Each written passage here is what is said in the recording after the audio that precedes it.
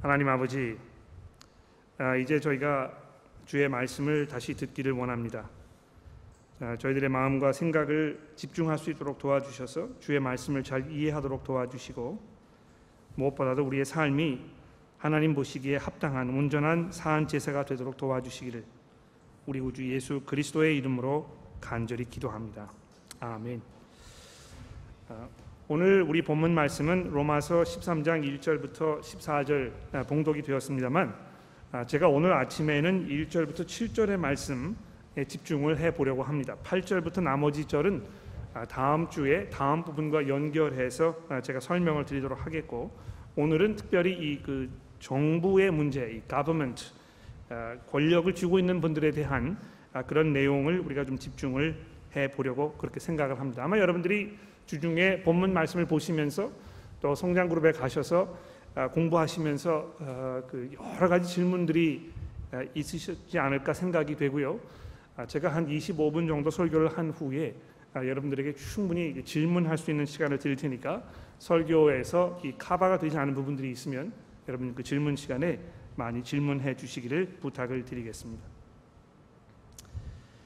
우리가 이 세대를 본받지 말고 오직 마음을 새롭게 함으로 변화를 받아 하나님의 선하시고 기뻐하시고 온전하신 뜻이 무엇인지 분별하라.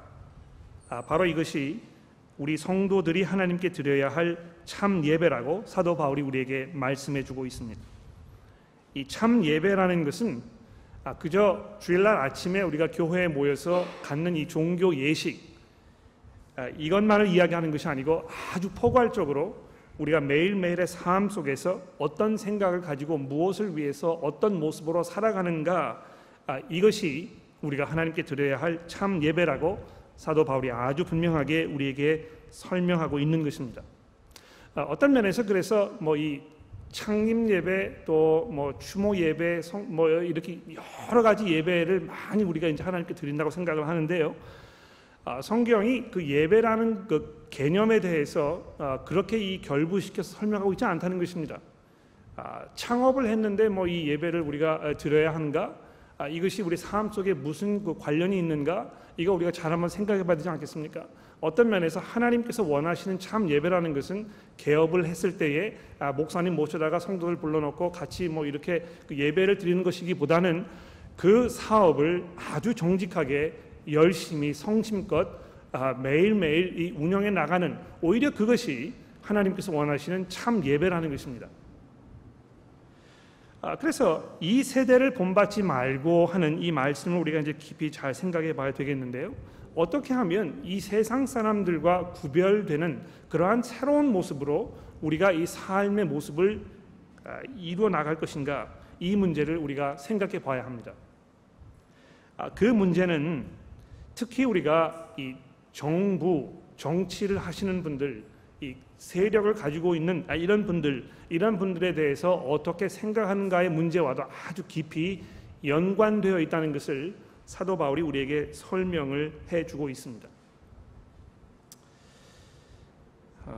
이 정치의 문제, 정부의 문제, 이런 것들을 우리가 생각하는 데 있어서 어떤 분들은 이렇게 말씀을 하시는 경우도 있습니다. 우리 성도들은 이 세상에 있지만 세상에 속한 사람들은 아니다. 우리의 이 마음과 생각은 이 하늘에 있는 것이지 이 땅에 있는 것이 아니기 때문에 이 땅에 있는 여러 가지 문제들에 대해서 우리가 그렇게 깊이 고민하고 연구하고 이럴 필요가 없다, 이런 생각을 우리가 하게 되는 경우도 있습니다. 그래서 중세 시대에는 기독교인들이 이 수도원을 만들어 가지고 거기에 들어가서 자기 자신을 세상과 격리시키는 아주 높은 담을 쌓고 그냥 이 경건한 그런 훈련을 하는, 이런 것이 신앙생활의 참 모습이라고 이 금욕주의적인 생각을 계속 이야기를 했던 것입니다. 그러나 사도 바울이 오늘 본문 말씀에서 그런 삶에 대해서 이야기하지 않고요, 우리가 이 세상에 속해 있지는 않지만 이 세상에 살면서 우리가 어떤 모습으로 살아야 할 것인가, 그리고 그 모습을 통해서 어떻게 하나님께 예배를 드려야 할 것인가, 이 문제를 우리에게 말씀해 주고 있다는 것입니다. 자, 그러므로 과연 우리가 권세를 잡은 사람들, 이 세상을 다스리는 사람들, 정치가들, 또 세상의 정부 어떻게 우리가 생각해야 될 것인가, 이 문제를 오늘 본문 말씀을 가지고 잘 한번 생각을 해보도록 합시다. 우선 중요한 것은요, 다스리는 자들에 관해서 본문 말씀이 말씀하고 있는 것이 무엇인가, 이것을 우리가 먼저 생각하는 것이 아주 중요합니다.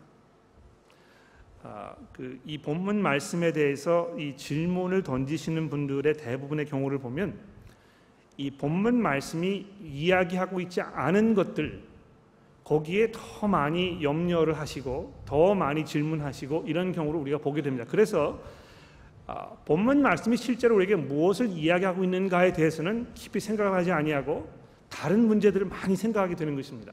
근데 그렇게 하지 말고 일단 이 본문 말씀이 우리에게 무엇을 이야기하고 있는지, 이것을 먼저 우리가 집중적으로 생각을 해보자는 것입니다. 첫 번째로 1절과 2절 말씀해 보십시오. 모든 권세는 하나님께로부터 나온 것이라고 사도 바울이 아주 분명하게 우리에게 설명을 해주고 있습니다. 각 사람은 위에 있는 권세들에게 복종하라. 권세는 하나님으로부터 나지 않음이 없으니 모든 권세는 다 하나님께서 정한 바라. 그러므로 권세를 거스리는 자는 하나님의 명을 거스림이니 거스리는 자들은 심판을 자취하리라. 이렇게 되어 있습니다. 여기 보십시오. 모든 권세는 이라는 이 표현이 아주 중요한 것입니다. 우리의 마음에 드는, 또 정의를 행하는 것 같은 이런 권세들만 하나님께서 주신 것이라고 이야기하지 아니하고 세상에 있는 모든 권세들, 그것이 어떤 방법으로 권세를 취했든지 어떤 형태로 그 권세가 나타나고 있든지 간에 그 모든 것들이 하나님께로부터 온 것이라고 아주 못 박아서 이야기를 하고 있는 것입니다. 오늘 아침에 우리가 읽은 구약 성경에 보시게 되면 아주 놀라운 그런 말씀이 있습니다. 여러분 기억나십니까? 이사야서 말씀에 보시게 되면 하나님께서 뭐라고 이야기하십니까? 이사야서 44장 28절 말씀에 보게 되면 이런 말씀이 있습니다. 고레스에 대하여는 이르기를 그는 내 목자라, 그가 나의 모든 기쁨을 성취하리라 하며, 예루살렘에 대하여는 이르기를 증건되리라 하며, 성전에 대하여는 내 기초에 놓여지리라 하는 자니라. 여호와께서 그 기름 부음을 받은 고레스에게 이같이 말씀하시되 내가 그의 오른손을 붙들고 그 앞에서 열국을 항복하게 하며 내가 왕들의 허리를 풀어 그 앞에 문을 열고 성문들이 닫히지 못하게 하리라. 내가 너보다 앞서 가서 험한 곳을 평탄하게 하며 논문을 쳐서 부수며 쇠빗장을 꺾고 내게 흑암 중에서 보화와 은밀한 곳에 숨은 재물을 주어 내 이름을 부르는 자가 나 여호와 이스라엘의 하나님인 줄을 내가 알게 하리라. 이게 이스라엘 사람들에게 얼마나 큰 충격으로 던져진 말씀인지 모릅니다. 여기 말하고 있는 이 고레스는요, 어떤 왕입니까? 이스라엘의 왕이 아니었습니다. 이 고레스라는 사람은 페르시아 제국의 왕이었거든요. 그런데 하나님께서 이 페르시아 제국의 하나님을 알지도 못하는 그 왕을 자기의 기름 부은 자라고, 내 목자라고 이렇게 부르고 계시는 것입니다. 하나님께서 이 고레스의 손을 통해서 이스라엘 백성들이 바벨론의 포로 생활을 종식하고 다시 유대 땅으로 돌아갈 수 있도록 이렇게 하셨다는 것입니다.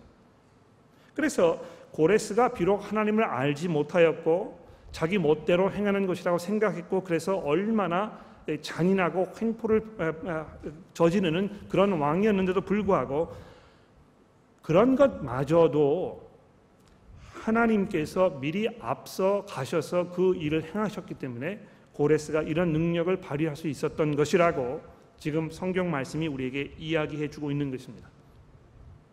우리가 알고 있는 최악의 권세들,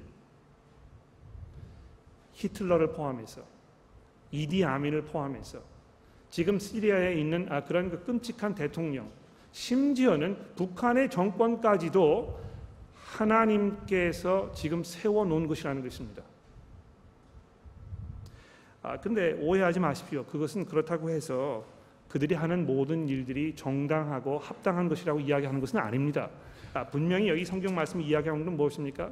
그들이 악한 왕이지만 악한 사람들이 다 그 권세를 잡은 것도 하나님께서 미리 정하신 것이라고 이렇게 말씀하고 있다는 것입니다.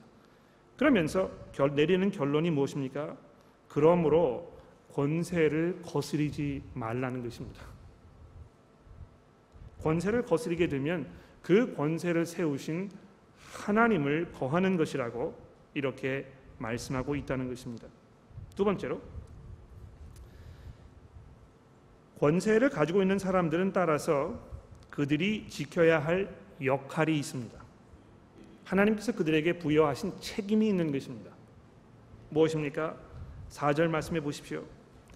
그는 하나님의 사역자가 되어, 여기 이제 사역자라고 이렇게 되어 있는데 이거는 우리가 성경에서 집사라고 알고 있는 그 단어입니다. 예, 성경에 이제 그 집사라는 단어가 여러 번 등장하지 않습니까? 그 집사라는 단어가 이제 영어 성경에는 그 미니스터라고 이렇게 번역이 되어 있는데요. 종이라는 말입니다. 그렇죠? 그래서 이 다스리는 자들이 하나님의 사역자 혹은 종이 되어 내게 선을 베푸는 자니라.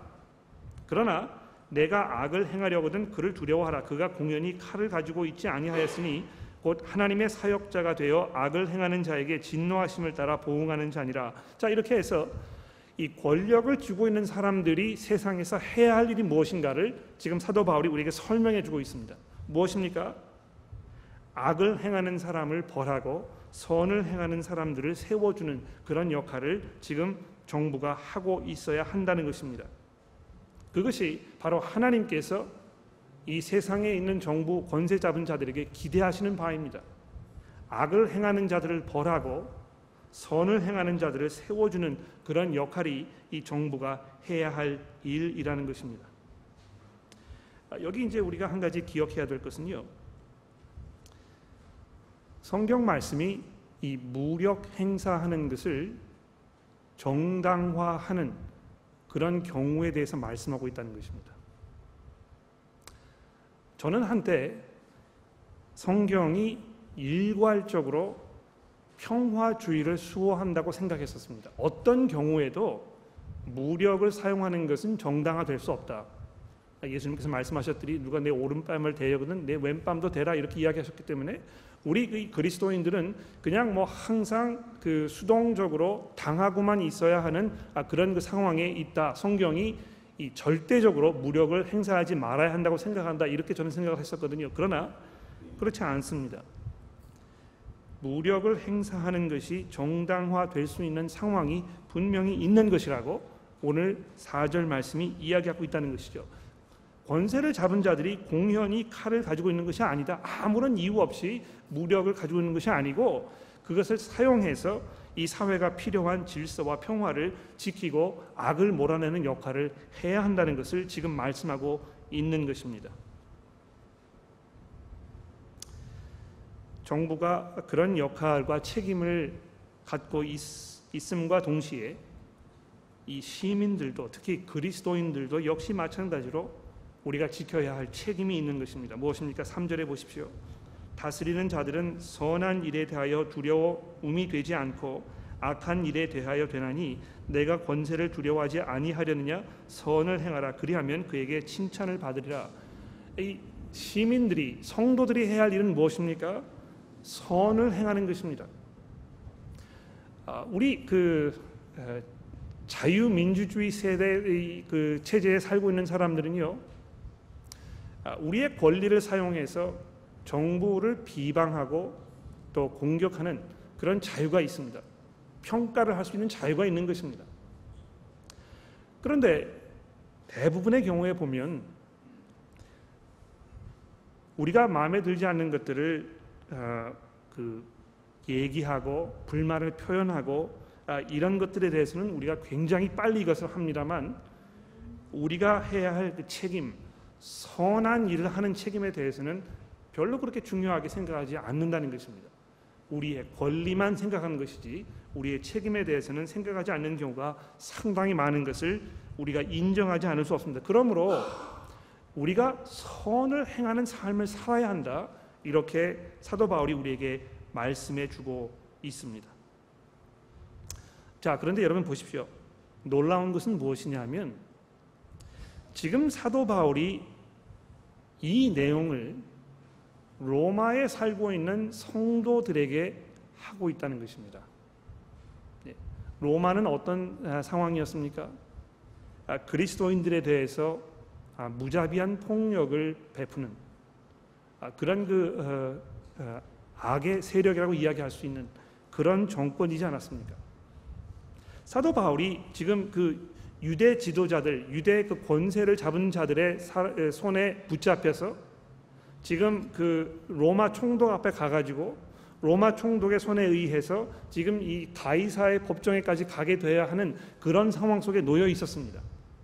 지금 자기의 목숨이 왔다 갔다 하는 아주 위태로운 상황 속에 있었다는 것입니다. 그런데도 불구하고 정부가 온전하지 못하고 정당하지 못하고 정의를 행하지 않는 정부 가운데에 있는데도 불구하고 사도 바울이 지금 이렇게 얘기하고 있는 것입니다. 그러면서 5절부터 7절까지 이 구체적인 적용에 대해서 지금 우리에게 말씀하고 있지 않습니까? 그러므로 복종하지 아니할 수 없으니 진노 때문에 할 것이 아니라 양심을 따라 할 것이니라. 너희가 조세를 바치는 일도 이로 말미암음이니라. 그들이 하나님의 일꾼이 되어 바로 이 일에 항상 힘쓰니라. 모든 자에게 줄 것을 주되 조세를 받을 자에게 조세를 바치고 관세를 받을 자에게 관세를 바치고 두려워할 자를 두려워하며 존경할 자를 존경하라. 자, 이렇게 이야기하고 있는 것입니다. 아마 분명히 지금 이 부분을 쓰면서 사도 바울이 예수 그리스도 그분에 대해서 생각했었을 것입니다. 예수께서 이 로마 사람들의 유대 지도자들의 그 횡포 앞에 희생되었다는 것이죠. 그러나 그들이 받아야 할 그 존경하는 마음, 또 두려워하는 마음, 이런 것들을 예수께서 그들에게 표현하신 것입니다. 제자들에게 명령해서 이 불의를 해결할 어떤 그 무력 시위를 하라고 이렇게 명령하지 아니하시고 그를 체포하는 사람, 자기를 체포하는 사람에게 온전히 자기를 맡기시고 거기에서 아무 말씀도 하지 않으셨던 것을 우리가 보게 됩니다. 또 예수께서 직접 이렇게 말씀하지 않으셨습니까? 가이사의 것은 가이사에게 바치는 것이 마땅하다. 이 세금을 내는 것 마땅하다. 이렇게 하시면서 예수께서 세금 내는 것 인정하셨다는 것입니다. 자, 그러므로 본문 말씀이 우리에게 무엇을 이야기하고 있는지는 아주 분명합니다. 아마 이 부분에 대해서는 우리가 이 항변하거나 이해가 되지 않는 그런 부분들이 없을 것이라고 분명히 확신을 합니다. 자, 그러면 다스리는 자들에 대해서 이 본문이 말씀하고 있지 않은 것들, 과연 이런 건 우리가 어떻게 해야 되겠습니까? 이런 경우를 한번 생각해 보도록 합시다. 제가 우선 여러분들에게 말씀을 드리고 싶은 것은요, 이 권세를 잡은 사람들, 세상을 다스리는 권력자들, 이런 사람들이 하나님께로부터 그 권력을 받은 것이지만 하나님을 대체하는 사람들은 아니라는 것입니다. 우리가 알게 모르게 이 세상은 하나님을 하나님으로 인정하지 아니하고 하나님 대신에 어떤 다른 것을 그 자리에 올려놓으려고 하는 그런 성향들을 가지고 있습니다. 그 대표적인 예 중에 하나가 무엇입니까? 이 정부라는 것입니다. 나중에 이제 그 요한계시록의 말씀을 우리가 자세하게 살펴볼 기회가 있게 될 텐데요. 요한계시록에 보게 되면 어떤 것을 계속 이야기하고 있습니까? 마치 하나님처럼 보이지만 하나님은 아닌, 하나님의 행세를 하고 있지만 하나님과는 같지 않은 그런 존재에 대해서 자꾸 얘기하고 있습니다. 사람들이 그 존재 앞에 절하고 그것을 자꾸 이 하나님처럼 섬기려고 하고 그런 모습에 대해서 요한계시록이 자꾸 얘기하고 있거든요. 그 뭘 말하는 것입니까? 이 세상의 권세 잡은 자들을 얘기하는 것입니다. 우리가 싫든 좋든지 간에요, 이 그 세상을 다스리는 권세를 잡은 사람들은 자기들의 그 도를 넘은 약속들을 얼마나 많이 하는지 모릅니다. 여러분, 저에게 표를 몰아주십시오. 제가 이 세상을 변혁시킬 수 있습니다. 제가 가지고 있는 경험과 이 지도력과 저의 가지고 있는 능력을 통해서 이 사회를 변화시켜 보겠습니다. 우리가 얼마나 어리석은지요. 그렇게 약속하는, 선거철이 오게 되면 약속하는 모든 정치자들의 말 속에 계속 넘어가는 것입니다. 이 사람은 좀 다른 것 같아. 이 사람에게 표를 몰아주면 세상이 변화될 것 같아. 아유, 예전에 있던 그 정부, 그 대통령 정말 마음에 들지 않고 이 사람이 되면 세계가 달라질 것 같아. 그 사람을 찍습니다. 그러나 세계가 달라집니까? 그렇지 않습니다. 여러분 기억하시는지 모르겠는데요. 미국의 그 초대 흑인 대통령인 버락 오바마 대통령이 당선되었을 때 이 세상이 얼마나 흥분의 그 도가니에 휩싸였는지 모릅니다. 마치 이 세상을 구원할 메시아가 온 것처럼 온 세상이 열광한 것입니다. 미국 전체가 들썩들썩하고요. 정말 대단했었습니다. 그러나 이제 그 두 번째 임기의 그 마지막 부분을 걷고 있는 이 오바마 대통령에 대해서 많은 언론들이 미국 역사상 최악의 대통령이었다 이렇게 이야기하는 사람들도 생기기 시작한 것입니다. 달라진 것이 아무것도 없습니다. 우리 한국의 경우도 마찬가지입니다. 한 대통령이 나라를 통치하고 그 다음 대통령이 그 권력을 이어받아서 새로운 사회를 가져오겠다고 약속했습니다만 사회가 달라졌습니까? 그렇지 않습니다. 왜 자기가 지킬 수 없는 약속들을 계속 이렇게 뱉어내고 있는 것인지 모릅니다. 그들은 하나님이 아니기 때문에 자기의 능력으로 이 변화된 세상을 가져올 수가 없는 것입니다. 마찬가지로 시민들도 도에 넘은 기대를 가지고 있는 경우가 얼마나 많이 있는지 모릅니다. 정부가 하는 일이 마음에 들지 않는 이유가 무엇입니까? 거기에 상당한 기대를 걸었기 때문인 것이거든요. 이 사람이 들어오면 좀 뭐가 달라질 것 같아. 내가 이 사람을 찍어줘야 되겠어.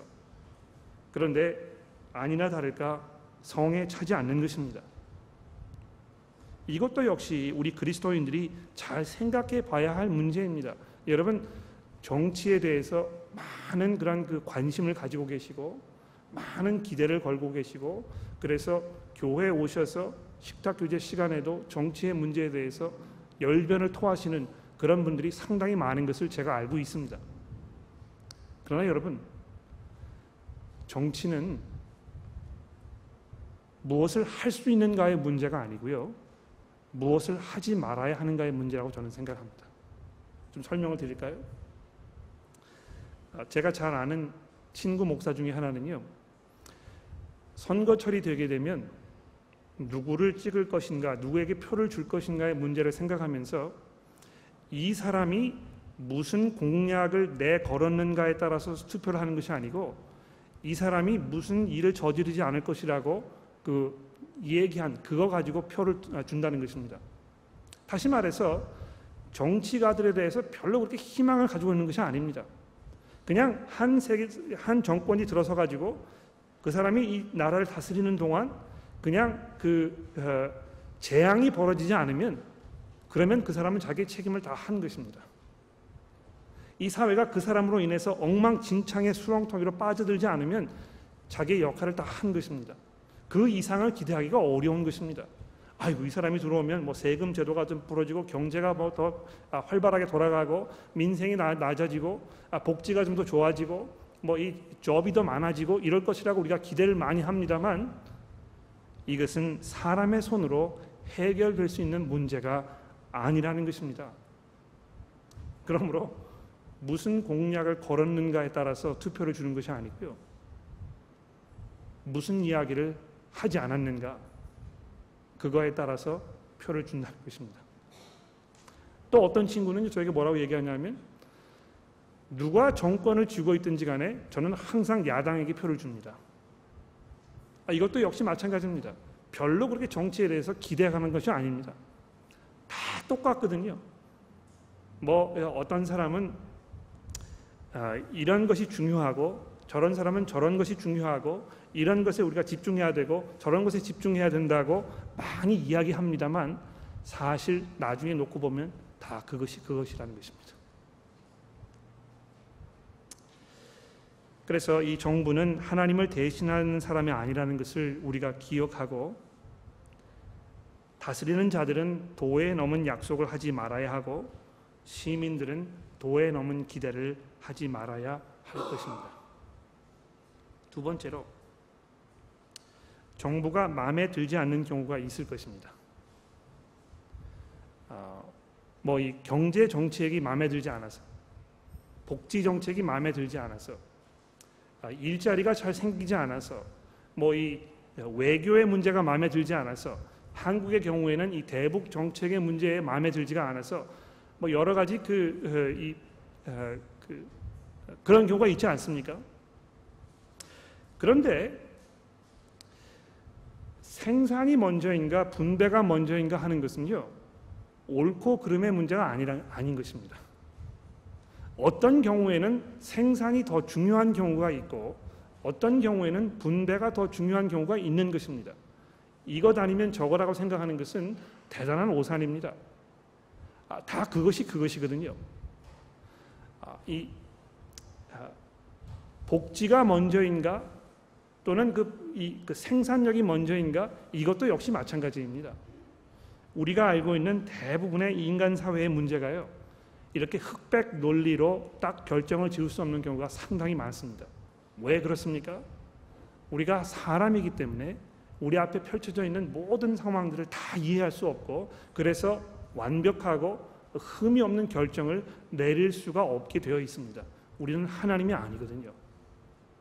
그래서 지금 현재 처해 있는 상황 속에서 권력을 쥐고 있는 사람들의 생각에 가장 좋은 선택이라고 하는 것을 우리가 할 수밖에 없는 것이 인간 사회의 현실인 것입니다. 그러므로 정부가 하는 일이 마음에 들지 않을 때 우리가 해야 할 일은 무엇입니까? 영어로 얘기하면 just live with it. 무슨 말입니까? 그냥 그 때가 지나가기를 기다리면 되는 것입니다.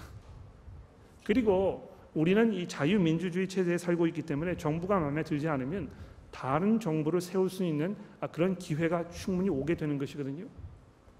그것을 우리가 기억할 필요가 있게 될 것입니다. 있습니다. 그런데 아마도 가장 여러분들이 관심을 가지고 있는 경우는 정부가 옳지 않은 일을 하고 있을 때 어떻게 해야 될 것인가, 그 문제라고 저는 생각을 합니다. 여기 이 옳지 않은 일이라고 하는 것은 내 마음에 들지 않은 경우를 이야기하는 것이 아니고요, 우리가 가지고 있는 이 기독교인의 양심에 비추었을 때 우리가 이거 수용할 수 없는 그런 일들을 이야기하는 것입니다. 가령 예를 들어서 정부가 히틀러 정부처럼 이 유대인들을 학살하려고 하는 그런 상황에 우리가 놓여 있을 때 그럼 어떻게 해야 되는 것이냐, 이런 문제를 우리가 생각해 봐야 되겠죠. 제가 주보에 사도행전 5장의 말씀을 적어드렸습니다만, 사도행전 5장에 보면 베드로가 이렇게 이야기하지 않습니까? 그들이 예루살렘에서 복음을 전하다가 유대 지도자들의 손에 잡혀가지고 이 유대 공회 앞에 섰습니다. 유대 장로들이 사도들에게 예수의 이름으로 복음을 전하지 못하도록 이 명령을 내린 것입니다. 그때 사도 베드로가 뭐라고 이야기했습니까? 내가 너의 이야기를 들어야 할 것이냐? 내가 하나님의 말씀에 순종하는 것이 옳은 것이냐? 내 이야기를 들어야 되겠느냐? 이렇게 이야기하면서 여기에 자기의 기독교인으로서의 그 양심에 대해서 지금 이야기하고 있는 것을 보게 됩니다. 정부가 옳지 않은 일을 할 때 우리가 분명히 우리의 목소리를 내야 할 그럴 경우가 있게 될 것입니다. 그러나 그런 경우에도 정부를 뒤집어 엎으려고 하거나 폭력을 행사해서 자기의 생각을 관철시키려고 하는 것은 기독교인들이 해야 할 일은 아닙니다. 베드로도 그랬고 사도 바울도 그랬고, 자기의 그 기독교인의 양심에 어긋나는 일을 했을 때는 그것을 분명히 이야기하고, 분명히 이야기한 후에 자기가 겪어야 할 그 대가를 충분히 치를 마음의 준비가 되어 있었던 것입니다. 베드로가 이렇게 이야기했을 때 어떻게 되었습니까? 매를 모질게 맞았거든요.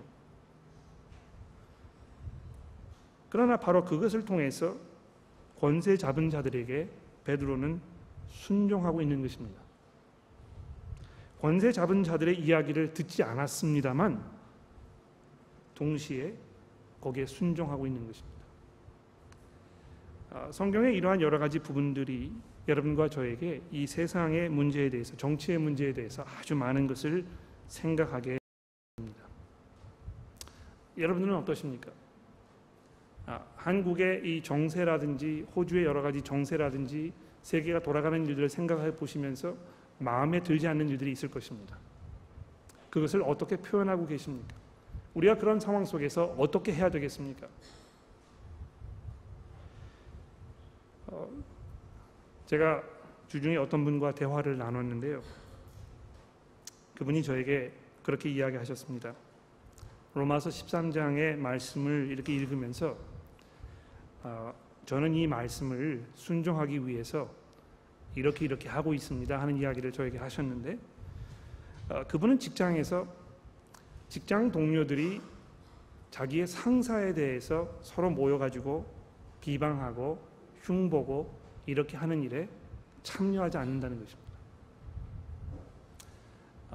정부가 하는 일에 대해서 마음에 들지 않을 때 점심시간에 모여서 동료들이 서로 이야기를 하면서 정치가들에 대해서 그 농담을 하고 그들에게 창피를 주고 하는 그런 일에 자기가 참여하지 않는다는 것입니다.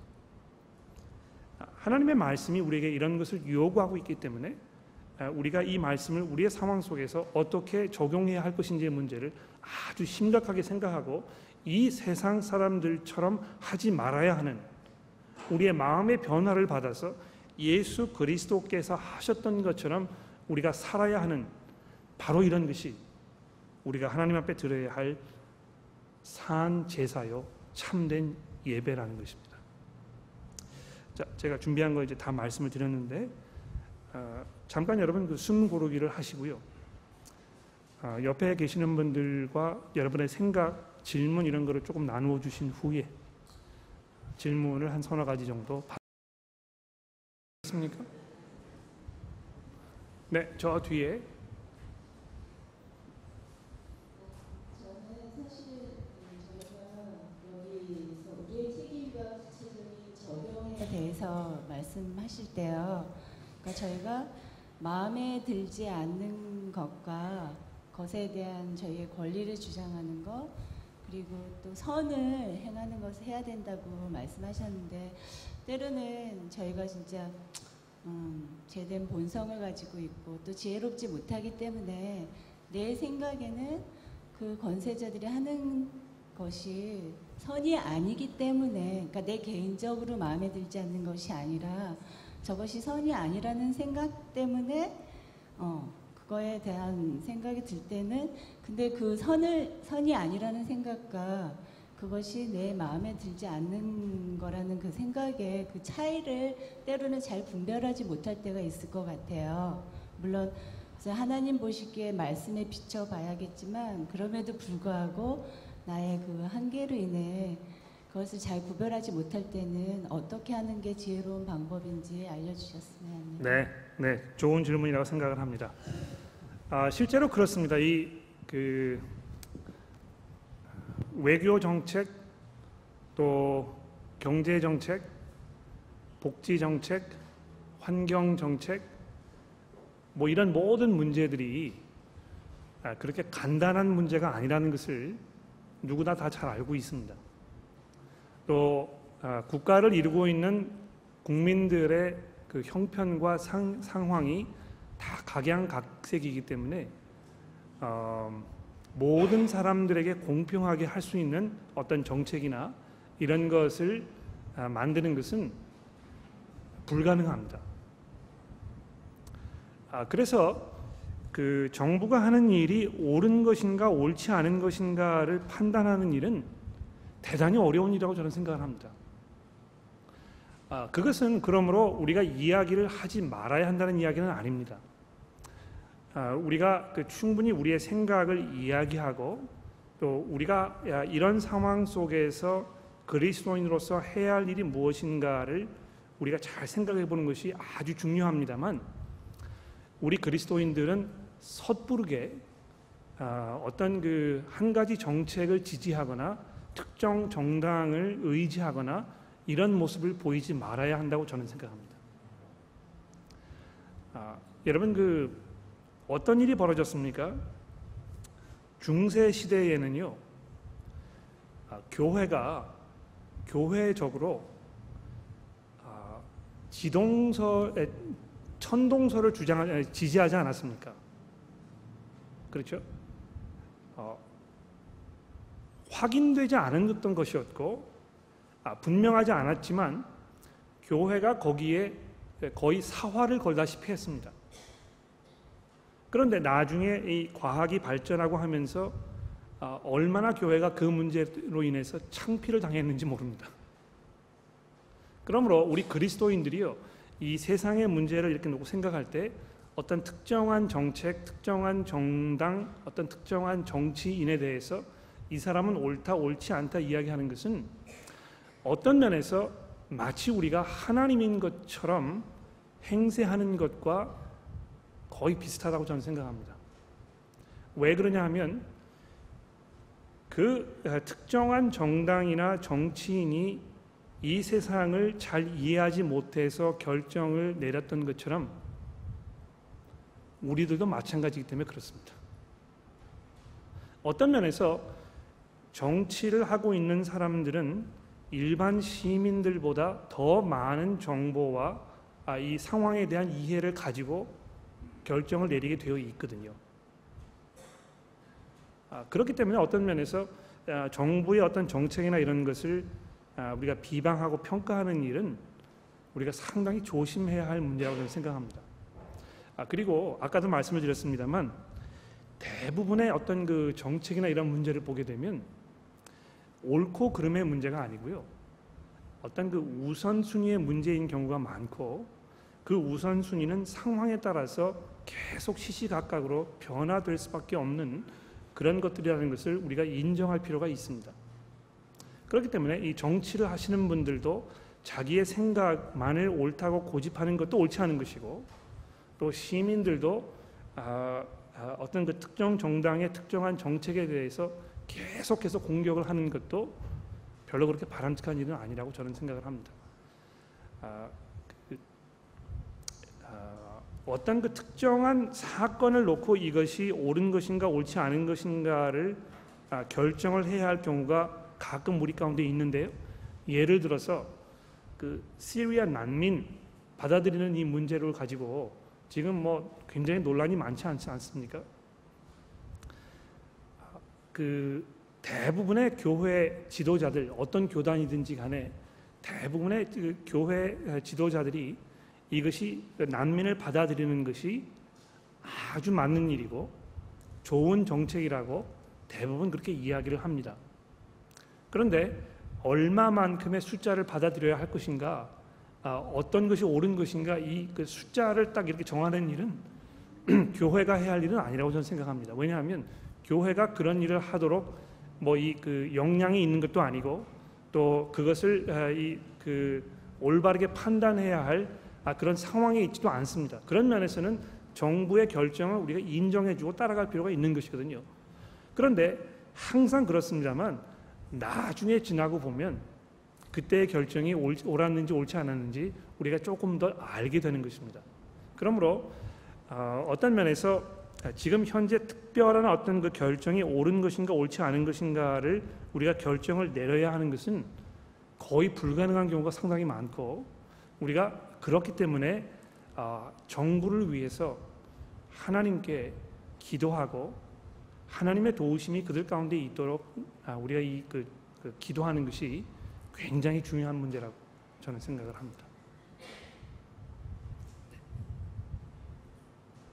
또 질문이 있으십니까?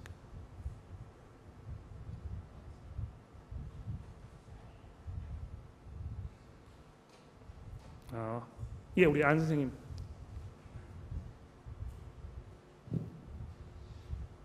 예를 들면은 그 나치를 막 독일에서 막 히틀러가 죽일 때 그 막 도망가다 예를 들면 어느 집에 들어왔는데 그 사람이 당신은 그 오소리티에 따라야 되니까 가서 죽어야 된다. 예를 들면 그래서 잡히도록 내주는 것이 좋은 건지 그런 경우는 좀 프랙티컬한 경우인데 어떻게 하는 게 좋을지 좀 그때 자기가 판단하기에 이 사람을 보호하는 게 좋겠다. 그래서 보호하는 것이 더 낫지 않은가 그런 생각도 들거든요. 거기에 대해서 좀 어떻게 해야 되는지 설명을 좀 해주십시오. 예, 제가 지금 질문을 잘 이해했는지 모르겠는데요. 독일의 나치 정권의 경우에 유태인들을 학살할 때 유태인들을 보호해주고 지켜주는 것이 옳았던 것인지, 그렇지 않은 게 옳은 것인지 지금 그 질문을 하신 게 맞습니까?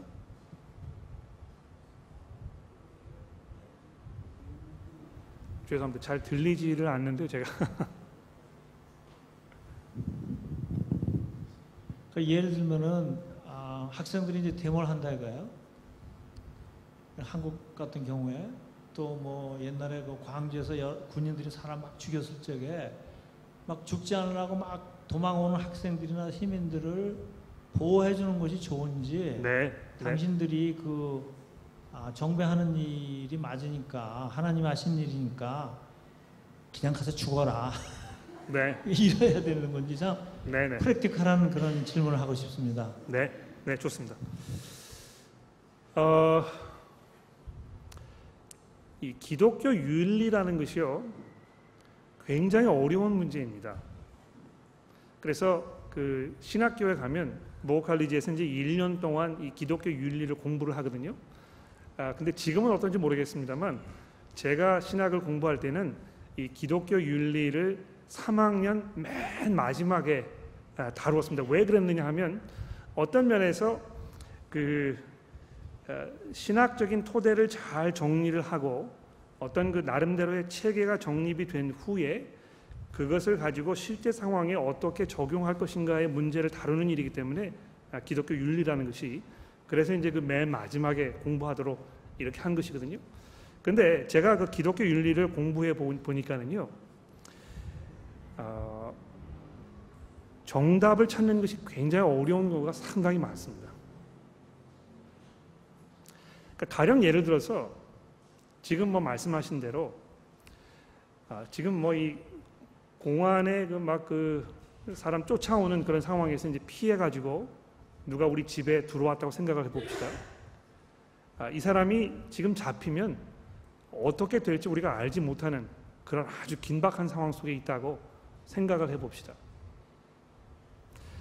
아마 우리 기독교의 그 윤리를 가지고 생각을 해보면 일단은 생명이 중요한 것이기 때문에 어떻게 됐든지 간에 생명을 살리는 결정이 좋은 것이라고 우리가 이렇게 결론을 내릴 수 있을 것입니다. 그런데 그 사람이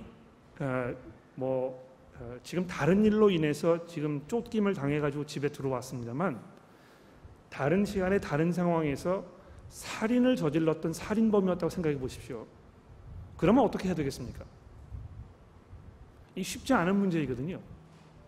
더군다나 그 사람이 지금 어떤 사람이고 어떤 배경에서 무슨 일을 했는지 우리가 잘 모르면서 지금 당장 눈앞에 있는 상황을 가지고 결정을 해야 되기 때문에 우리가 할 수 있는 것은 그 상황 속에서 우리가 알고 있는 기독교의 그 하나님의 성경의 말씀에 입각한 결정을 내릴 수밖에 없는 것입니다. 물론 나중에 돌아보았을 때 그 결정이 옳은 것이었는지 옳지 않은 것인지는 뭐 판단이 나겠죠. 그러나 우리가 할 수 있는 일은 지금 처해 있는 그 상황 속에서 우리가 알고 있는 성경의 지식을 바탕으로 우리가 내릴 수 있는 최상의 결정을 내려야 하는 것이 우리가 해야 할 일이고 그 이상은 우리가 하기 어렵습니다. 그래서 이 상황 속에서 이렇게 하는 것이 옳은 것입니까? 그런 것입니까? 어떻게 하는 것이 옳은 것입니까? 궁극적인 그 옳고 그름의 문제를 이해하기는 아주 어렵다는 것입니다. 그런데 가령 예를 들어서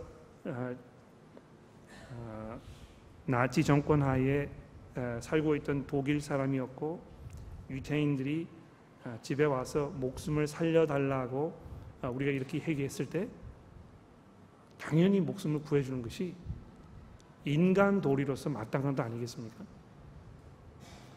그런데 그랬을 경우에 그 나치 정권에서 그렇게 하면 감옥에 가게 될 것이라 이렇게 이야기하면 그때는 우리가 그 대가를 치러야 되겠죠.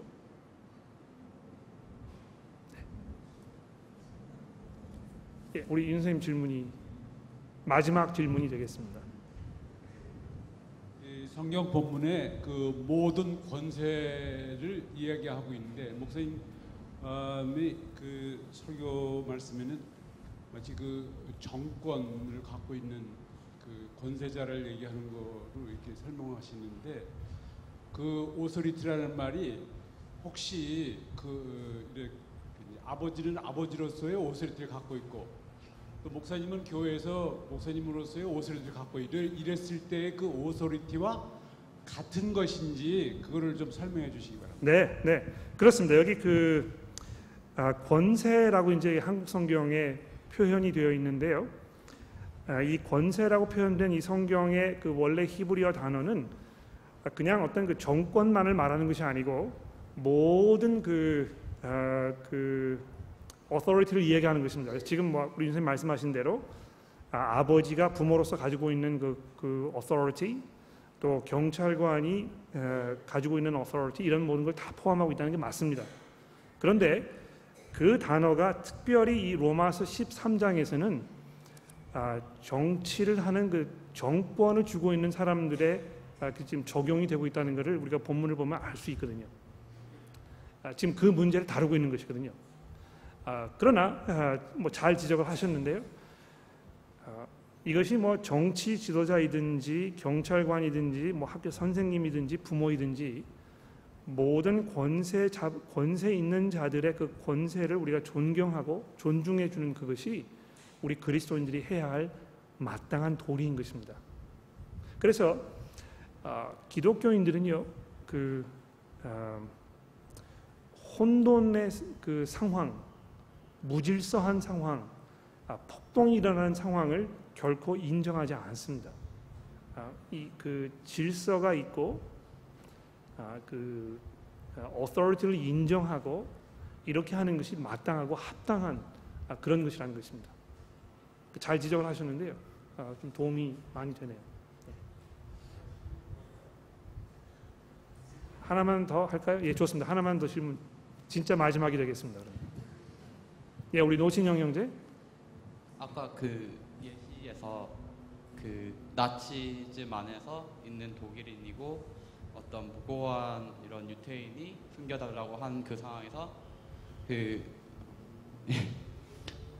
숨겨주고 나중에 처벌을 받는 게 맞다고 하셨는데, 그러면 로마서에서 그런 권력자의 처벌이 어떤 악을 행한 데 대한 하나님의 진노하심에 따라 보응하시는 것이라고 했거든요. 그러면 그렇게 해서 처벌을 받을 때 그 처벌은 하나님의 어떤 내가 죄를 지은 것에 대한 처벌이라고 봐야 될지, 아니면 네. 오히려 떳떳하게 생각할 수도 있잖아요. 네. 조금 별개의 문제라고 저는 생각을 합니다. 정부가 하는 모든 처벌이 일괄적으로 옳은 처벌이라고 생각하지 않고요. 또 정부가 피는 모든 정책이 일괄적으로 옳고 그러다고 생각하지 않습니다. 그래서 내가 내린, 그러니까 기독교인의 양심으로 인해서 내린 결정 때문에 받는 처벌은 정당하지 않은 처벌임에 분명합니다. 그것은 하나님께서 그 정부에게 요구하시는 처벌은 아닌 것입니다. 그러나 그렇더라도 그 처벌을 우리가 감수하는 것이 우리가 지금 처해 있는 상황 속에서 그리스도인이 해야 할 마땅한 도리라는 것입니다. 그러니까 하나님께서 주시는 어쩔 수 없는 정당한 처벌이기 때문에 그런 것이 아니고, 우리가 그 세상에서 우리 기독교인의 양심을 따라서 결정을 내리고 결정을 했지만 거기에 대해서 치러야 할 대가가 있다면 그 대가를 치러야 하는 차원에서의 처벌이라는 것입니다. 이 별개의 문제라고 생각을 하는 게 맞는 것이죠. 자, 기도하고 마치도록 하겠습니다. 하나님 아버지, 저희가 정말 마음의 변화를 받아서 하나님의 온전하고 완전한 뜻이 무엇인지를 잘 판단하게 되기를 하나님 저희가 간절히 소원합니다. 저희들이 인간이기 때문에 너무나 많은 한계에 부딪히기 때문에 결국 하나님께서 마음에 두셨던 어떤 결정들이나 생각을 우리가 모두 관찰하기가 상당히 어려운 것을 이 시간 고백합니다. 하나님 저희를 도와주셔서 하나님에 대한 그 지혜와 지식이 점점 더 깊어지게 하시고 그러한 과정을 통해서 저희들이 내리는 결정들이 날마다 하나님의 그 뜻에 좀 더 부합되는 그런 성숙의 길로 갈 수 있도록 저희를 도와주시고, 동시에 우리가 잘못된 결정을 내렸기 때문에 우리를 엄습해오는 어떤 그 불안감이나 이런 그 조바심도 결국은 하나님께서 모든 것들을 통치하고 계시고 그 악한 결정들까지도 사용하셔서 하나님의 선하신 뜻을 이루실 수 있는 분이라는 것을 우리가 기억하며 우리가 겸손하게 우리의 삶을 살 수 있게 도와주시기를 우리 구주 예수 그리스도의 이름으로 간절히 기도합니다.